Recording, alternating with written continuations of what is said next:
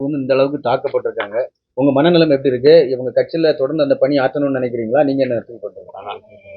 இல்ல இல்ல. நாங்க அந்த ஒரு நிமிஷம் அங்க நிக்கலன்னா, நாங்க உள்ளார போலன்னா, எங்கள எல்லாமே அடிச்சு கொன்னு இருப்பாங்க. அந்த அவங்க அதாவது அடிக்கணுன்ற முடிவுல தான் வந்திருக்காங்க. கொலை பண்ணி முடியணும்னு சொல்றது தான் அவங்க வந்திருக்காங்க. நாங்க உள்ள போலன்னா, எங்கள எல்லாரையுமே அவங்க கொலை பண்ணிருவாங்க. அவங்க கையிலயும் கத்தியும் அந்த கட்டப்பாறை மாரி ஒரு இது மாரி வச்சிருந்தாங்க. "நீ காலையில வந்து பேசுப்பா, இப்ப ஏன் வந்திருக்கன்னேன்?"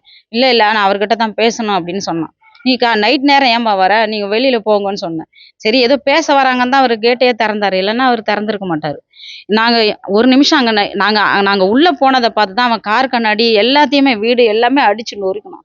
"வெளியில வரீங்களா? இல்லையா? இன்னும் உனக்கு கொன்னே போட்டுருவேன். வெளியில வாங்க, வெளியில வாங்கன்னு" அவன் சத்தம் போட ஆரம்பிச்சான். அங்க பக்கத்துல வேடிக்கை பார்த்தவங்களும் மேல 2 பேர் இருந்து, ஆமா அவங்க வந்து எல்லாத்தையும் அடிச்சு ஒடுக்குனாங்கன்னு போலீஸ்கிட்டயே அவங்களும் சொன்னாங்க. அதனால எங்களுக்கு உயிர் பயத்து கட்சிக்காக உழைச்சு எங்களுக்கு ஒரு பிரயோஜனமும் இல்ல. வீட்ல சாப்பிடுறாரோ இல்லையோ, கட்சிக்காக கொடி ஏத்தணும், க மன்றம் திறக்கணும் அப்படின்ட்டு நேத்து கூட அவர் வீட்லயே இல்ல.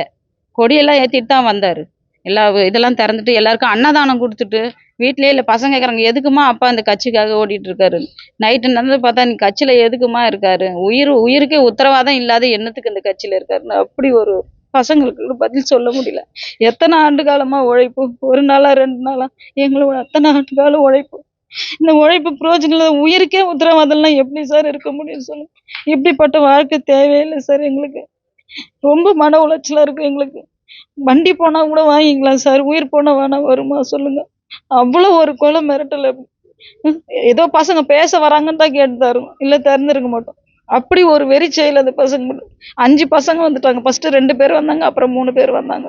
அவங்க அந்த நிமிஷம் நான் வெளியில நிக்கிறேன். என் மேல வந்து கத்தி பட்டுதுன்னா கூட நான் இந்நேரம் உயிரோட இருந்திருக்க முடியாது. அப்படி ஒரு வெறி செயல் பசங்க. இவங்க வளர்ச்சி பிடிக்காம கட்சியில இந்த மாதிரி பண்றாங்கன்னு நினைக்கிறேன். நெறைய இருக்கு சார். நல்லது செஞ்சா யாருக்கும் பிடிக்காது தானே சார்.